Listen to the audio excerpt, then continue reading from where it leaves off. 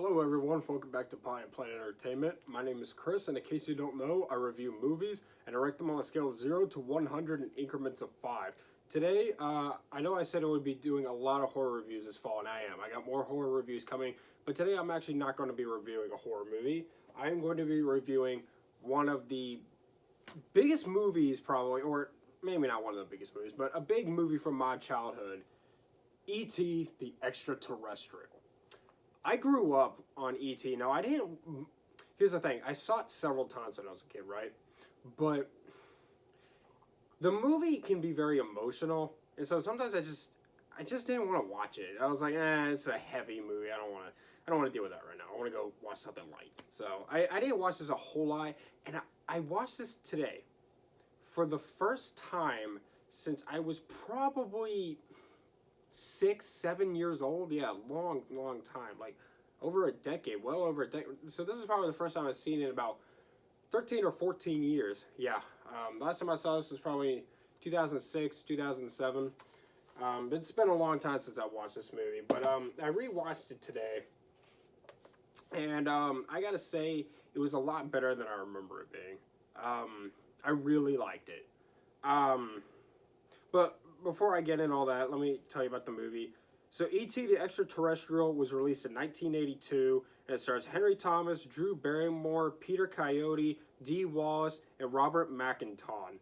McNaughton. There you go. It was directed by Steven Spielberg and is produced by Steven Spielberg and Kathleen Kennedy. And this movie tells the story of these aliens that land on Earth to gather vegetation and plants from the Earth, probably to study and stuff. And these men show up in cars because I guess they spotted their UFO landing or something. They show up in these woods up in the mountains above this town somewhere in California. And one of the aliens wanders off because he gets curious. And these men spot him and they chase him, and he runs for his life back to the ship, but they don't have time to wait for him because they know these men are coming, so they take off without him. And this little alien wanders into the town down below and meets this young boy. What's his name? Elliot. Meets this young boy named Elliot. And this young boy hides him in his house and watches over him and tries to learn from him to figure out what he needs to do to help him. And he gets his siblings involved. And all the while, the government is looking for this alien. This movie has had a big cultural impact in the United States. I think there's one movie company that actually made the scene where the kid's riding on the bike and with the moon in the background. I think there's a movie company that actually made that their logo, if I'm not mistaken, because yeah, it's a really big deal. There's a whole ride based on this at Universal Studios, which by the way is a really fun ride. If you haven't ridden before, go to Universal Studios and ride. It's a pretty cool ride, and it's all real too. It's all robots and decorations and lights and everything. It's all practical stuff, so it's a really awesome ride. A lot to look at there. This movie, a lot of people grew up with this movie, right? Including myself. This is a great movie to show your kids, right? You know, and I'm sure I'll have kids one day and I'll show this to them. I'm sure they'll love it.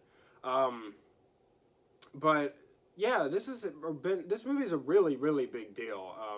This movie is beloved by so many people. Like this movie is a big deal. If you haven't seen E.T., you're the only one. This is a big deal of a movie, man.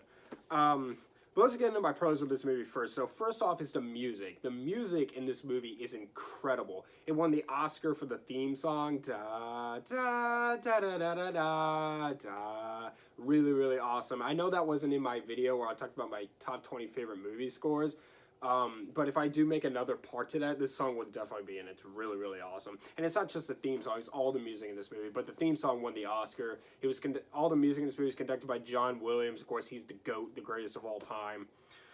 The sets are really awesome, too. The sets are good. The house is cool. The closet that they keep hiding E.T. in, it's this big, cool closet with all these toys in it. That's everybody knows that. The spaceship looks pretty awesome. The alien animatronic. So E.T., I don't know if they ever used a person in a costume for any of the shots in this movie, but I know for a fact that a lot of it was animatronic. Some, if not all of it, was animatronic. And the animatronic for E.T. was really good. Like, when to this day, when I watch this, I still believe that that's a living, breathing thing. It really, really, this movie really holds up well. Now, there are some shots with the special effects in this movie look a little dated, but that's actually my next thing, the special effects. There's a few shots in this movie where the special effects look a little dated, but for the most part, they actually hold up really well. The cinematography is excellent. Excellent cinematography in this movie. It's a really, really creative movie as well. One of the things I love about this movie is that when the kid Elliot first discovers that there's an alien like around the side of his house or in his backyard or whatever, because he lives like in front of this cornfield, when he first discovers that there's an alien, they have like this shack out next to their house, right?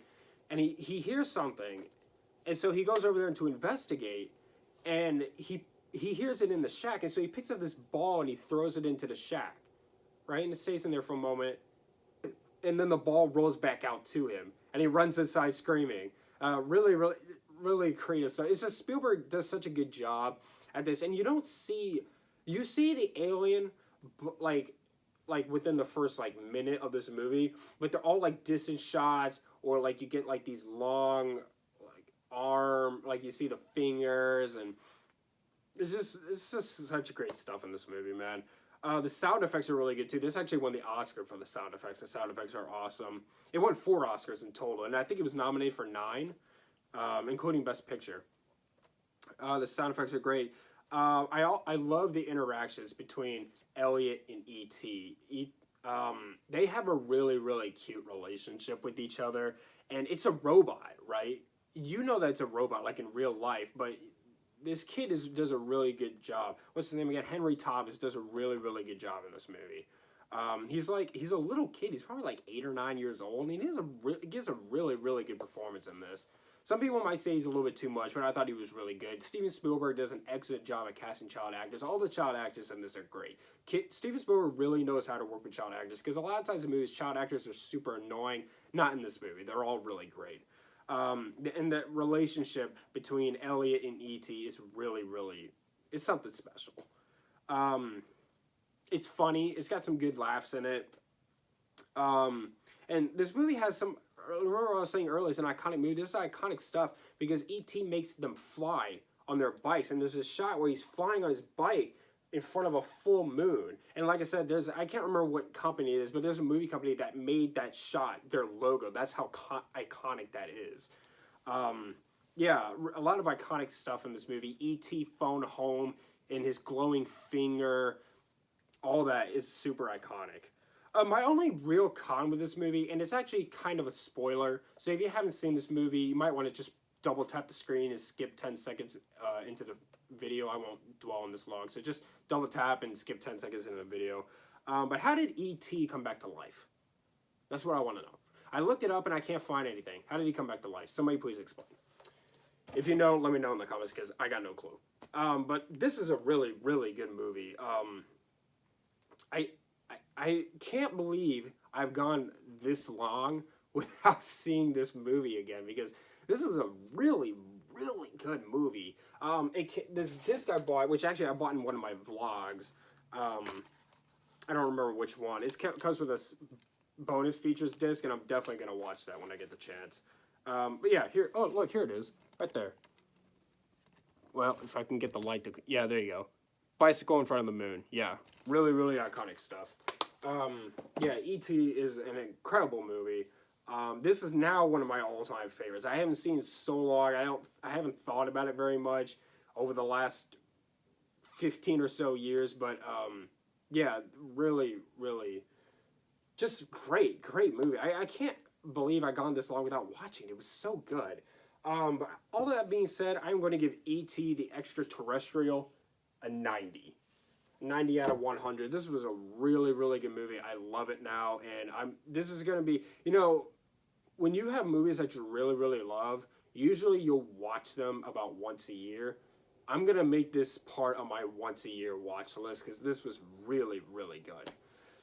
Thank you so much for watching. Subscribe to Pirate Player Entertainment for more, and hit the like button. Leave movie review suggestions down in the comments down below. Follow me on Instagram at Pirate Player Entertainment for channel updates, and more horror reviews will be coming soon. I promise. Much love.